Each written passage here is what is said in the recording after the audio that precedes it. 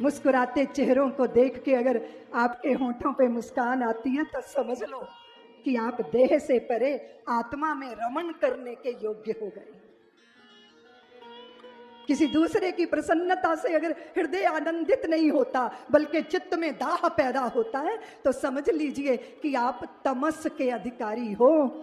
तमोगुण ने घेरा हुआ है जो दूसरे की प्रसन्नता। लोग कहते हैं दीदी माँ हम अपने दुख से दुखी थोड़ी हैं, हम तो दुनिया के सुख से दुखी हैं। हमने कहा भैया बड़ा विचित्र मामला है तुम्हारा। लोनावाला में मैं अक्सर जाती हर साल, एक व्यक्ति मुझे अपना घर दिखाते, देखो दीदी माँ मेरा घर कितना सुंदर है, देखो दीदी माँ मैंने बाथरूम में पूरे 5 लाख रुपए खर्च किए। मुझे भी बहुत अच्छा लगता है देखना, बहुत अच्छा है। एक बार मैं गई बड़े उदास, मैंने कहा क्या हुआ? बोले वो दीदी माँ वो बगल का प्लॉट था ना उसमें बहुत बड़ा घर बन गया और जब से वो किसी ने घर बनाया है ना मैं बहुत दुखी हूं। मैंने कहा तुम क्यों दुखी हो? बोले मेरा घर उसके सामने छोटा लगता है। मैंने कहा पागल कहीं के, तुम अभी तक अपने घर को पाके प्रसन्न थे, किसी दूसरे का बड़ा घर देख के तुम दुखी हो गए? इससे बड़ी बेवकूफी मूढ़ता कोई दूसरी हो सकती है? वो बोले मैं बहुत समझाता हूं अपने को पर मेरा मन बार बार दुख में चला जाता है। क्या है ये? इससे बढ़कर बेवकूफी कोई हो सकती है? आप क्यों परेशान हो? क्योंकि आपकी जेठानी बहुत प्रसन्न है इसलिए आप परेशान हो। पता नहीं इसको कौन सा खजाना मिल गया, कैसे मटक मटक के घूम रही है। यही तो दुख है, यही तो कष्ट है। और भागवत श्रवण करने का ये प्रसाद है कि कोई खुशी नहीं अपनी भर कोई पीड़ा नहीं पराई, चाहे मरघट का मातम हो चाहे कहीं बजे शहनाई। और देखो देवियों, अंतःकरण की शुद्धता प्रयोजन है पूरी साधना का कि हमारा मन शुद्ध हो।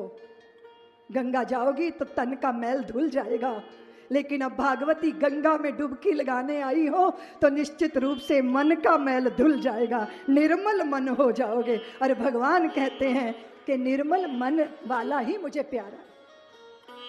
कौन सा प्यारा है? भगवान क्या कहते हैं? निर्मल मन जन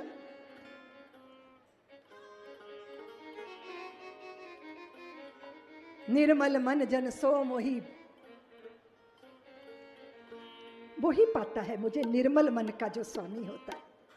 तो हमने कहा कि तुम कहते हो तुम्हें निर्मल मन प्यारा लगता है, पर हम तुम्हें एक निवेदन करते हैं प्रभु, तुम कहते हो कि जिसका मन निर्मल हो मैं उसी के मन में आता हूं, पर वो साबुन तो बता दो जिस साबुन से मन निर्मल हो जाए, क्योंकि हमें तो लगता है जब तुम हृदय में आओगे तब हमारा मन निर्मल हो जाएगा। तुम ही वो रसायन हो जिसको पाके हम निर्मल हो जाएंगे। इसलिए अंतःकरण की पवित्रता, अंतःकरण की शुद्धता, इसलिए जिसका अंतःकरण शुद्ध होता है ना वो ईर्ष्या द्वेष से मुक्त हो जाता है। इसलिए अपने मन को शुद्ध करो, पवित्र करो। और अभी मैं बात कर रही थी शीशे की, क्यों देवियों? अगर मैं कहूं एक दिन शीशा मत देखना, तुम कहोगे दीदी माँ ऐसे कैसे होगा, हम तो पर्स में ही डाल के चलती हैं और सबसे थोड़ा सा छुपा के देख लेती हैं कि चेहरा ठीक ठाक है। अरे मैंने कहा शीशा क्यों देखती हो? बहू रानी से पूछो ना बिंदी ठिकाने पे लगी कि नहीं लगी। अरे नहीं दीदी माँ वो तो चापलूसी करके झूठ भी बताएगी कि हाँ माँ तू सुंदर लग रही है, पर शीशा देखना जरूरी है, शीशा सच का दर्शन कराता है। तो भैया चेहरा देखने के लिए शीशा चाहिए, लेकिन अंतःकरण का दर्शन करने के लिए भागवत का दर्पण चाहिए, ताकि इस दर्पण से हम अपने अंतःकरण का दर्शन करें।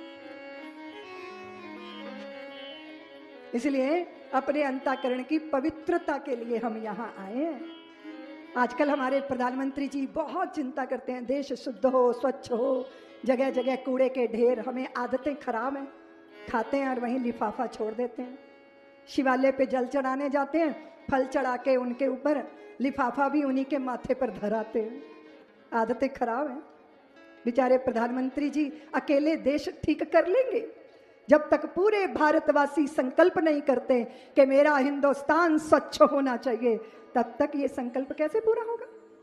लेकिन मैं निवेदन कर रही हूं, तुम्हारा हिंदुस्तान स्वच्छ हो जाएगा। पहले अपने मैले मन को स्वच्छ कर लो, आलस्य और प्रमाद को विदा कर दो, तो अपने आप पूरा भारत स्वच्छ हो जाए।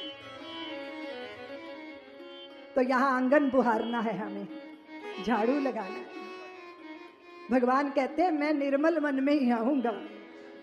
हमने आंगन नहीं बुहारा, हमने आंगन नहीं बुहारा, कैसे आएंगे भगवान, कैसे आएंगे भगवान, कैसे आएंगे भगवान, कैसे आएंगे भगवान। हमने आंगन नहीं बुहारा, हमने आंगन नहीं बुहारा, कैसे आएंगे भगवान, कैसे आएंगे भगवान, कैसे आएंगे भगवान, कैसे आएंगे भगवान। हर कोने में कली साह की लगी हुई है ढेरी, हर कोने में कली साह की लगी हुई है तेरी, नहीं ज्ञान की किरण कहीं पर, हर कोठड़ी अंधेरी, नहीं ज्ञान की किरण कहीं पर, हर कोठरी अंधेरी। आंगन चौबारा अंधियारा, आंगन चौबारा अंधियारा, कैसे आएंगे भगवान, कैसे आएंगे भगवान, कैसे आएंगे भगवान, कैसे आएंगे भगवान। हमने आंगन नहीं बुहारा, हमने आंगन नहीं बुहारा, कैसे आएंगे भगवान, कैसे आएंगे भगवान, कैसे आएंगे भगवान, कैसे आएंगे भगवान। हृदय हमारा पिघल न पाया, जो देखा दुखियारा, हृदय हमारा पिघल न पाया, जो देखा अंधियारा। किसी पंथ भूले से हमने पाया नहीं सहारा, किसी पंथ भूले ने हमसे पाया नहीं सहारा। सूखी है करुणा की धारा, सुखी है करुणा की धारा, कैसे आएंगे भगवान, कैसे आएंगे भगवान, कैसे आएंगे भगवान, कैसे आएंगे भगवान। हमने आंगन नहीं बुहारा, हमने आंगन नहीं बुहारा, कैसे आएंगे भगवान, कैसे आएंगे भगवान। तो मैं निवेदन कर रही थी, तुम कहते कि कोई नहीं जिसका हम केवल उसके होते, तुम कहते कोई नहीं जिसका हम केवल उसके होते, हम कहते बतलाओ वह जो बिना तुम्हारे भी रह पाए। तुम कहते कि हम तो केवल निर्मल मन के तन में रहते, हम कहते वो मन बतलाओ बिना तुम्हारे जो निर्मल हो। संवाद हो रहा है भगवान से। तुम कहते हम केवल निर्मल मन के तन में रहते, हम कहते वो मन बतलाओ बिना तुम्हारे जो निर्मल हो। तुम कहते सारी आशाएं छोड़ हमारी शरण में आओ, हम कहते क्या छोड़ूं जब सारी आशाएं केवल तुम हो। हमारे प्रश्न का उत्तर दो भगवान। तुम कहते कि सारी आशाएं छोड़ के हमारी शरण में आओ, हम कहते सारी आशाएं तुमसे ही तो पूरी होती हैं, चाहे कुछ भी हो जाए प्रभु, तुम चाहे जो कुछ भी कह लो, लेकिन हमने समझ लिया है जिसने जितना जैसा जीवन जीकर केवल तुझे जिया। हम जैसे हैं, जो हैं, जिसमें हैं, वो सब तुम ही हो ठाकुर, हमारे भीतर हमारे बाहर। अगर अंदर निर्मल नहीं है तो फिर तुम आओ और हमारे अंतःकरण को निर्मल कर दो। और तुमने कहा कि चित्त में वत्सलता भर लो, करुणा भर लो, प्रेम भर लो, सेवा भर लो और तुम निर्मल हो जाओ। और जो निर्मल हो गया वो सब जगह मुझे देखता है। नामदेव निर्मल हो गया, कुत्ता उठा के रोटी चल दिया तो वो उसे मारने के लिए डंडा लेके नहीं दौड़े, उसके पीछे घी का कटोरा लेके चलने लगे। नामदेव ने बनाई रोटी, कुत्ते ने उठाई, पीछे घी का कटोरा लिए जा रहे। प्रभु रूखी तो ना खाओ, थोड़ा घी भी लेते जाओ। कैसी शक्ल बनाई तूने स्वान की, मुझे ओढ़नी उड़ा दी इंसान की। तेरा मेरा एक रूप, फिर काहे को हजूर। ये क्या है? ये दृष्टि है। बोलो ना क्या है ये, बोलो ना। तुम कहते हो दीदी माँ हमारे पास तो आंख है, हम आंख वाले हैं। बहुत सारे हमने देखे हैं लोग जिनके पास आंख नहीं है। सूरदास जी, उनके पास आंख नहीं है, लालटेन लेके चल रहे हैं रात को। किसी ने पूछा कि क्यों लालटेन क्यों लेके चलते हो, तुम तो अंधे हो, दिन हो या रात हो क्या फर्क पड़ता है। तो सूरदास ने कहा कि मैं तो अंधा हूँ, लालटेन इसलिए लेके चल रहा हूँ जो आंख वाले हैं वो देख ले कि कोई है, नहीं तो मुझसे ही ना टकरा जाए, इसलिए मेरे लिए नहीं है, आंख वालों के लिए लालटेन है ये। अच्छा, कई बार लोगों के पास आंख नहीं होती पर उनके पास दृष्टि होती है, लेकिन कईयों के पास आंख है पर दृष्टि, आंख होने से दृष्टि नहीं आ जाती। आंख तो मिली है पर जब तक भागवत में उतरोगे नहीं तब तक दृष्टि मिलेगी नहीं। नजर मिल गई तो नजारे, नजर बदल गई तो नजारे बदल गए, किश्ती का रुख बदला तो किनारे बदल गए। इसलिए क्या बदलता है? नजरिया, सोचने का तरीका बदलता है। आप कैसे सोचते हो? क्यों देवियों, कैसे सोचती हो? क्या है तरीका सोचने का? कोई आपका देर से आए तो क्या सोचती हो? एक्सीडेंट हो गया होगा, लड़ाई झगड़ा हो गया होगा, कहीं थाने में तो बंद नहीं हो गए, ऐसा तो नहीं सोचती यार। मित्रों में बैठे होंगे, गपशप चल रही होगी, मस्ती मार रहे होंगे। हम प्रारंभ कैसे करते हैं? अगर आपके प्रेमी का, आपके प्रियतम का, आपके अपने का फोन ना आए तो क्या, अरे दुष्ट हैं, मैं तो पहले से ही जानती थी, कभी प्यार थोड़ी किया दिल से। ये सोचने का तरीका। एक जनी मुझे मिली, बोले दीदी मैं आत्महत्या कर लूंगी। मैंने, तुझे क्या हुआ? बोले ये सुबह ही घर से निकल जाते हैं, फिर पूछते ही नहीं तुमने भोजन किया कि नहीं, चाय पी कि नहीं। मैंने कहा तेरा ब्याह हुए कितने साल हो गए? बोले 24 साल। मैंने कहा देवी अब तो पीछा छोड़ दे। कितनी बड़ी आशा। 24 साल पहले वाला जो है वो फ्रेम अंदर, क्या है ये? तरीका है सोचने का। सब कुछ होने के बाद भी रोता है, दुखी होता है। मैं इंग्लैंड गई देवियों, एक बूढ़ी माँ को मैंने देखा, इतनी मोटी आंखें सूजी। मैंने कहा मैया तुझे क्या हुआ? बोले दीदी माँ रात भर रोई हूँ। मैंने कहा क्यों रोई हो? बोले दीदी माँ नाना जी मर गए। अरे मैंने कहा आप तो इतनी बूढ़ी हो, आपके नाना जी अभी तक जिंदा थे? बोले नहीं दीदी माँ, वो सीरियल में एक नाना जी थे ना, वो मर गए, तब से मैं बड़ी दुखी हूँ, सारी रात रोती। मैंने कहा धन्य हो, सीरियल के नानाओं के मरने पे भी स्यापे करोगी, अपने ही रोने कम थे। एक टीवी के एक शो को देख के आपकी चित्तवृत्ति उसके साथ जुड़ गई, आपने उसको सच मान लिया।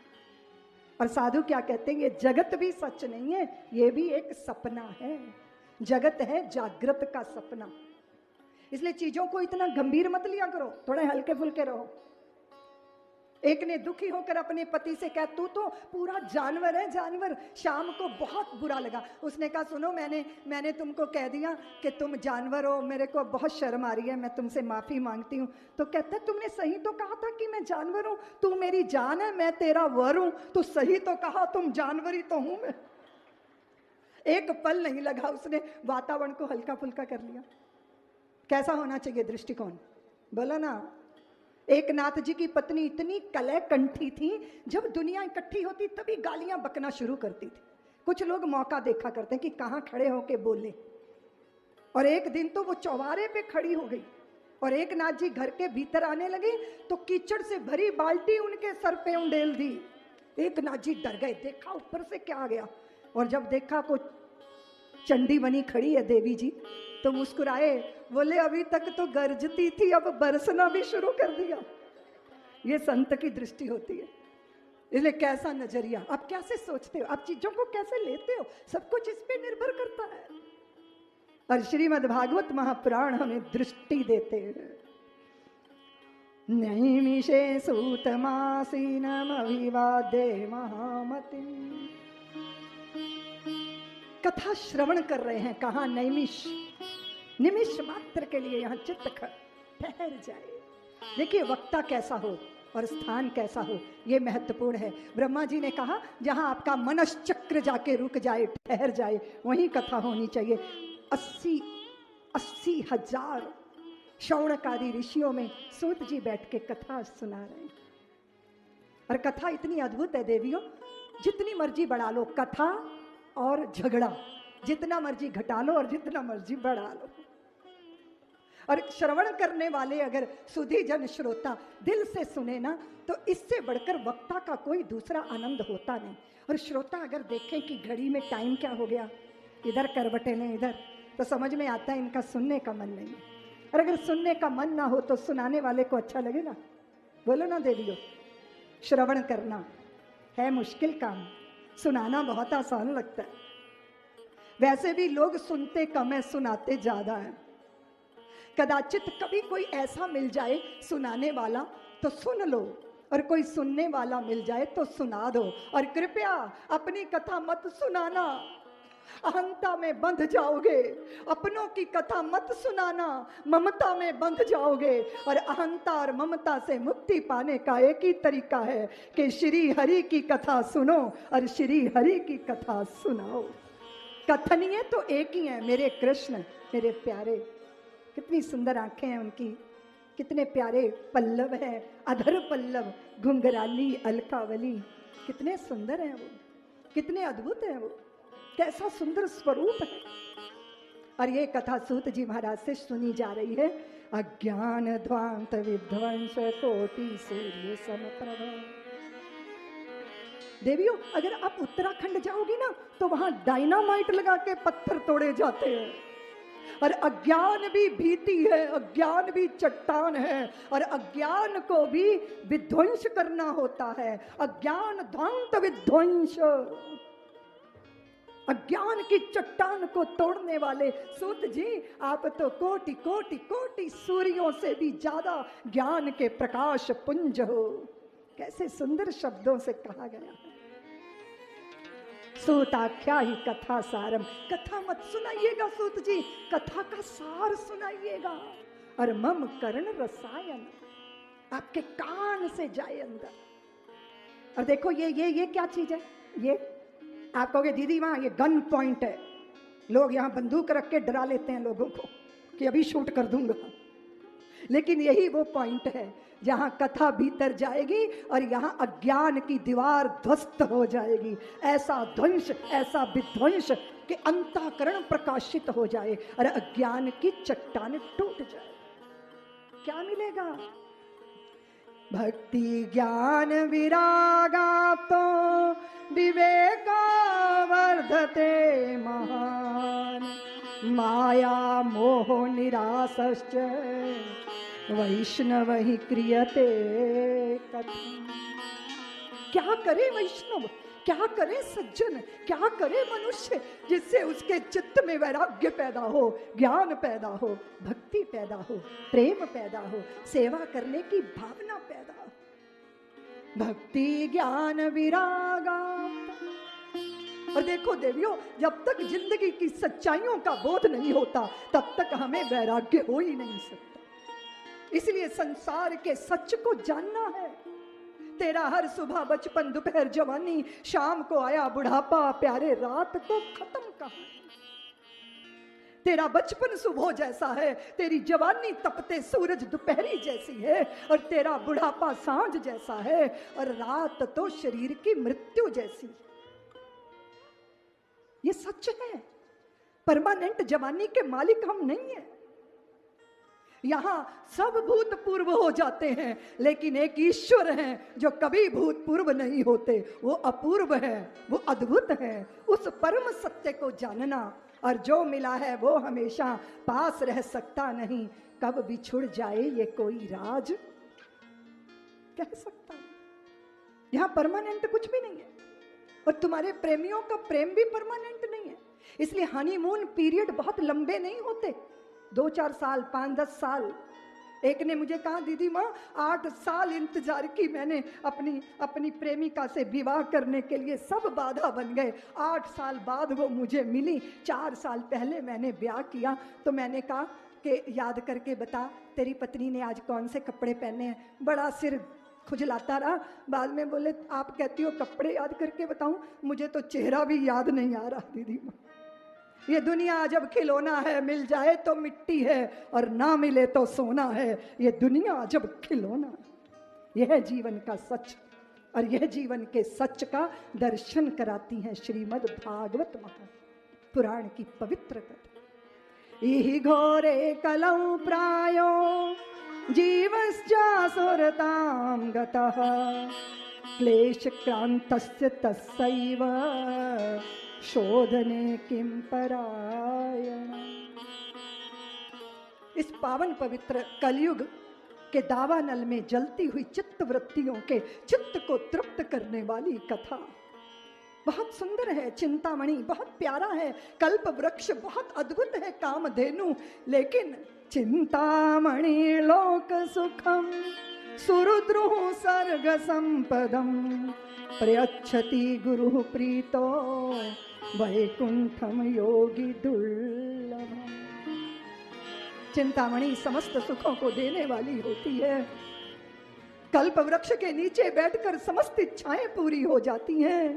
कामधेनु जिनको मिल जाए वो धन्य हो जाते हैं। लेकिन इन तीनों से भी ज्यादा श्रेष्ठ है एहो सदगुरु की कृपा को प्राप्त किए हुए वो पात्र जो गुरु की वाणी से भागवत की कथा को श्रवण करते हैं। काल ब्याल मुख ग्रास त्रास निर्नाश हे तवे श्रीमद् भागवतम शास्त्रम कलौ कीरेण भाषितम। मैं कथा को पूर्णता की ओर ले जा रही हूं क्योंकि आज आप थके हैं।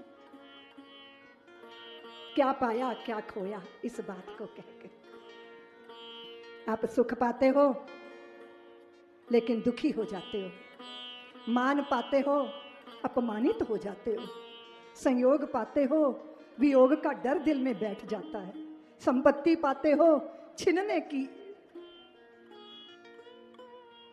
चित्त के अंदर भीति पैदा हो जाती है। लेकिन श्रीमद् भागवत महापुराण क्या देते? सुख नहीं देते। सुख तो संसार को पाके हम होते हैं सुखी, और छिन जाता है संसार तो दुखी हो जाते हैं। लेकिन श्रीमद् भागवत महापुराण का यह देशना है डिंडवाना वालों, हर समय खुशहाल रहना कोई हमसे सीख ले, सब में रह के अलग रहना कोई हमसे सीख ले, झंझटों से भाग जाना चाहे जिससे सीख लो। बहुत आसान है भागना। मूंड मुंडाए 3 गुण, सिर की मिट गई खाज, बनी बनाई रोटी मिले, लोग कहें महाराज, इससे सस्ता धंधा तो कोई दूसरा हो ही नहीं सकता। झंझटों से भाग जाना चाहे जिससे सीख लो, पर झंझटों में रह के बचना कोई हमसे सीख ले। औरों की आंखों में आने के लिए सब सज रहे, पर आंख अपनी में समाना कोई हमसे सीख ले। आंख गैरों से लगाना बच्चा बच्चा जानता, पर आंख अपने से लगाना कोई हमसे सीख ले। जीते ही जी बचाने के लिए सब वैद्य हैं, हर समय मर मर के बचना कोई हमसे सीख ले। सुख में सुखी दुख में दुखी रहना सभी नर जानते, हर समय परमानंद में रहना कोई हमसे सीख ले। हर समय परमानंद में। ये भागवत जी का निमंत्रण है, आप सब स्वीकारिए भागवत का निमंत्रण। डीडवाना के सभी पियक्कड़ों को भी निमंत्रण देती हूं मैं। तुम अंगूरों की ढली पीते हो, हम भी मैं खाना लाए हैं डीडवाना में। आत्मा की ढली अनुभवों की भट्टी पर ढालकर पीना अद्भुत होता है। जाम पर जाम पीने से क्या फायदा, रात को पी सुबह को उतर जाएगी। अपने मोहन से ऐसी तू नजर मिला, सारी उम्र नशे में गुजर जाएगी। आओ पीनी है तो भगवान के नाम की पियो। मैं क्षेत्र के जुआरियों को भी निमंत्रण देती हूं। तुम्हें जुआ खेलने की आदत है, अच्छे जुआरी तो तब माने जाओगे जब जिंदगी को दांव पे लगाओगे। और जिंदगी जब दांव पे लगती है भगवान के नाम से, ईश्वर के चरणों में, तब उसे पा लेते हैं जिसे संसार में पाके कुछ पाना शेष नहीं रहता। इसलिए मैं पापियों को भी निमंत्रण देती हूं। कदाचित मंदिर में पुजारी रोक देगा कि स्नान करके आओ, तुम दुष्ट हो, तुम मैले हो, कुचैले हो, ऐसे नहीं आ सकते। लेकिन यहां तो तुम्हारे गांव में भागीरथी गंगा ज्ञान कथा स्वयं चल के आई है। वो कहती है बिना नहाई आ जाओ, मेरे में डुबकी लगाओगे तो मैं तुम्हारा तन मन पवित्र कर दूंगी, स्वच्छ कर दूंगी। बस एक बार आओ, एक बार आओ। और कदाचित तुम कहो दीदी माँ क्या मिलेगा कथा सुनकर, तो स्मरण रखना कथा कुछ दे या ना दे, लेकिन दिल पर जो बेवकूफियों के बोझे लदे हैं कथा उसको जरूर छीन लेती है।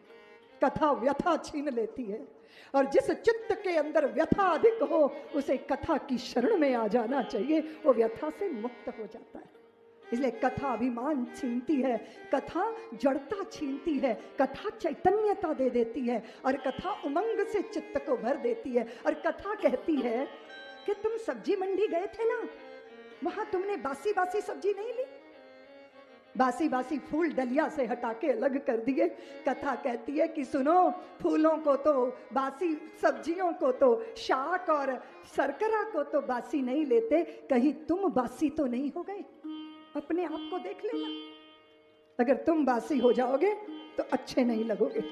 इसलिए चेहरे पे रौनक रहनी चाहिए, मन में उमंग रहनी चाहिए, चित्त में उत्साह रहना चाहिए। और वो उत्साह कैसे आएगा उसकी मैं तुम्हें कला सिखाऊंगी।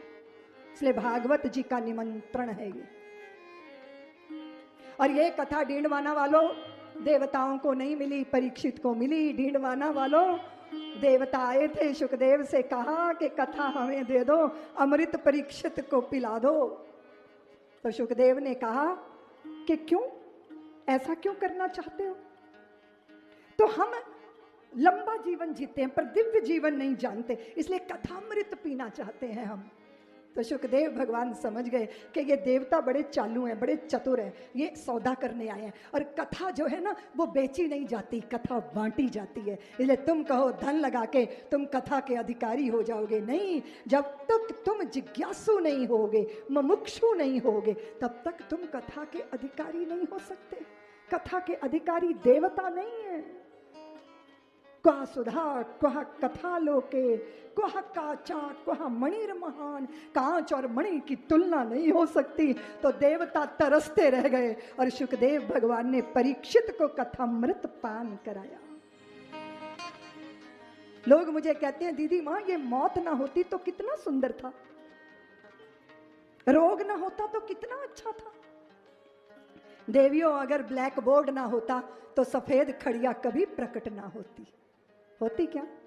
तुमने रोग ना जाना होता तो तुम आरोग्यता की कीमत नहीं समझ सकते थे। अगर तुमने वियोग ना जाना होता तो तुम संयोग का रोमांच नहीं समझ सकते थे। और अगर तुमने अपमानों में से जिंदगी ना गुजारी होती तो तुम सम्मान की कीमत भी नहीं समझ सकते थे। और अगर मृत्यु ना होती तो तुम्हें जीवन का सुख भी ना मिलता। सोचो जरा, लंबा जीवन, अमर जीवन। देवताओं के पास अमरता है पर देवताओं के पास दिव्यता नहीं है। मृत्यु कितनी सुंदर चीज है, कभी सोचा? अगर मौत ना होती तो तुम्हारे दादा के दादा के दादा के दादा के दादा अभी तक घर में डटे होते तो तुम्हारे पोते कहां पैदा होते? ये धरती बहुत छोटी हो जाती। इसलिए मृत्यु भी भगवान की कृपा है। इसलिए जो ईश्वर की कृपा को मौत में भी देख सकता है वो भगवान का भक्त। इसलिए सुख दुख लाभ हानि हर्ष विषाद जन्म और मृत्यु सब कुछ ईश्वर का प्रसाद है। यहाँ सब जो है वो बहुत अच्छा है और बहुत जरूरी है। इसलिए सांप और बिच्छू विषैले जंतु भी सृष्टि के लिए जरूरी है।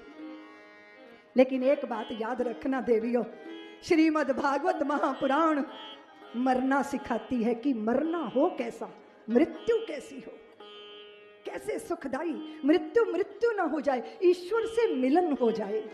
इसलिए मौत की कला सिखाती है श्रीमद् भागवत महापुराण की ये पावन कथा। सप्ताह विधि से ये कथा सुनी गई, इसकी बड़ी महिमा गाई गई है और उस महिमा को हम अच्छे से समझेंगे। पर अभी तो ये समझ लीजिए कि 7 दिन मिले हैं और आज का दिन बीत गया है, अब 6 दिन हमारे पास है। अब इसका सदुपयोग तुम कैसे करोगी ये 6 दिन का? बहुत बार लोगों को जब जिंदगी बीत जाती है तब जीने की अकल आती है। समय निकल गया तो जीने का ढंग आया, जब क्षमा बुझ गई तो महफिल में रंग आए। अरे तबले वाले ने तबला कसा, सितार वाले ने तार संधान किया, सारे वाद्य यंत्र व्यवस्थित हुए जब, तब तक क्षमा बुझ गई और नर्तकी का नृत्य हो ही नहीं पाया। क्षमा बुझ गई तो महफिल में रंग आया। मन की मशीनरी ने तब ठीक चलना सीखा जब बूढ़े तन के हरेक पुर्जे में जंग आया। गाड़ी निकल गई तो घर से चला मुसाफिर, मायूस हाथ मलता वापिस बेरंग आया। फुर्सत के वक्त में ना सुमिरन का वक्त मांगा, उस वक्त मांगा जब वक्त तंग आया। आयु ने नत्था सिंह जब हथियार फेंक डाले तो यमराज फौज लेकर करने को जंग आया। जीवन निकल गया तो जीने का ढंग। इसलिए इन 7 दिनों में आपने क्या देना है मुझको? धन देना है, सोना देना है, चांदी देना है?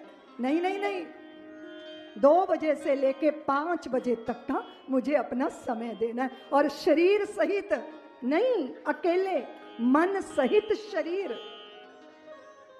तुम अधिकारी बनो, मन बुद्धि चित्त मति सबको यहां लाओ और कथा श्रवण करो। सुंदर तन धोकर थोड़ा खाके, ज्यादा खाके आओगी ना तो नींद के झोंके लेती रहोगी। और दृष्टि सिर्फ कथा में, अगल बगल वाली ने क्या साड़ी पहनी है, क्या गहने पहने हैं, महत्वपूर्ण नहीं है ये। महत्वपूर्ण ये है कि आपका चित्त कथा में रमे। इसलिए ऐसी भावना के साथ कथा श्रवण करनी है। ये मोदी परिवार का उपकार है कि वो भागीरथी ज्ञान गंगा को डीणवाना में लेकर आए हैं। अब हमारी जिम्मेदारी है कि इस गंगा में हम डुबकी लगाएं, अपने मन अपने तन को पवित्र करें। इसलिए खबर किसी के पास नहीं है कि आने वाला समय कैसे होगा, कैसा नहीं होगा। क्षणभंगुर जीवन की कलिका है ये। इसलिए परीक्षित को 7 दिन मिले हैं, हमें भी 7 ही दिन मिले। खबर ना या जग में पलकी, खबर ना या जग में पलकी, खबर ना या जग में पलकी। राम सुमिर ले सुमिरन कर ले, राम सुमिर ले सुमिरन कर ले, को जाने कल की खबर ना या जग में पलकी, खबर ना या जग में पलकी। हाथ ऊपर करके ताली बजाएंगे। वाह, बहुत सुंदर लग रही हो।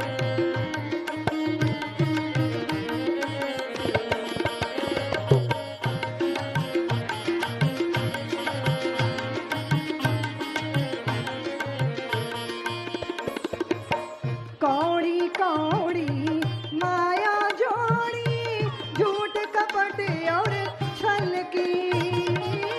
कौड़ी कौड़ी माया जोड़ी, झूठ कपट और छल की, झूठ कपट और छल की। सिर पर धर लई पाप गठरिया, सिर पर धर लई पाप गठरिया। हो कैसे हल्की खबर ना या जग में पलकी, खबर ना या जग में पलकी।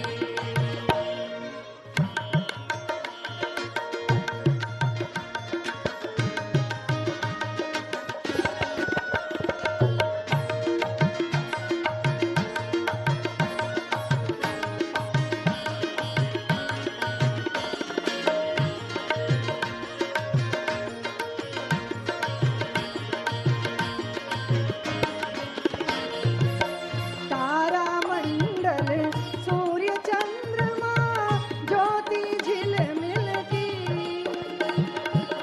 तारा मंडल सूर्य चंद्रमा ज्योति झिलमिल की, ज्योति झिलमिल की। झपके पलक जाए जिंदगानी, झपके पलक जाए जिंदगानी। जो बिजली चमकी खबर ना या जग में पलकी,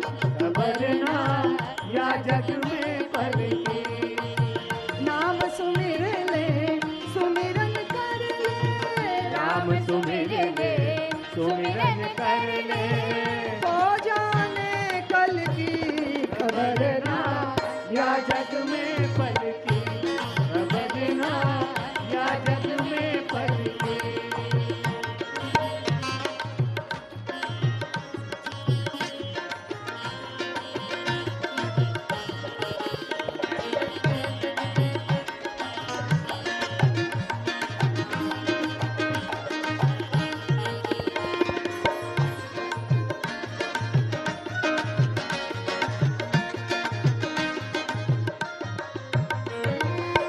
भाई बंधु कुटुंब कबीला माया मतलब की, भाई बंधु कुटुंब कबीला माया मतलब की, माया मतलब की। दया धर्म साहिब ने सुमिरो, दया धर्म साहिब ने सुमिरो। विनती नायक की खबरना या जग में पलकी, खबरना या जग में पलकी। नाम सुमिर ले सुमिरन कर ले, नाम सुमिर ले सुमिरन कर ले, को जाने कल की खबरना या जग में पलकी, खबरना या जग में पलकी। या जग में पलकी, खबरना या जग में पलकी, खबरना या जग में पलकी, खबरना या जग में पलकी, खबरना या जग में पलकी। सीख सुनहरी पुरखों की रखना हरदम याद, किया वक्त बर्बाद जिन्होंने हुए वही बर्बाद। कठिन काल में वीर कभी भी पीठ नहीं दिखलाता, या तो हंसा मोती चुगता या भूखा मर जाता। शुभ कर्मों के बिना कभी भी हुआ नहीं निस्तारा, जीत लिया मन जिसने उसने जीत लिया जग सारा। इस दुनिया का सार एक है नित्य आबाद रवानी, अपनी राह बना लेता है खुद ही बहता पानी। अपने प्रवाह को बनाए रखो, अपने चिंतन में जड़ता मत आने देना, और अवसर बार बार अवसर द्वार पे जब थपकी देता है तो सजग रहना। ये मानव का तन अवसर है, ईश्वर को प्राप्त करने का अवसर है। ईश भक्ति में तुम्हारी निरंतरता बनी रहे। बार बार नदी सागर को मिलती है, सागर कहता है मैं तो खारा हूं, तू तो मीठी है, कब तक मुझसे आके मिलती रहेगी। तो नदी कहती है जब तक तू मीठा नहीं हो जाता तब तक तुमसे आकर मिलती रहूंगी। इस निरंतरता, इस सातत्य को प्रणाम है। इसलिए तुम्हारी चित्तवृत्ति नदी की तरह बने और परमात्मा रूपी सागर में समाये, तो इस कथा का आयोजन सार्थक हो जाए।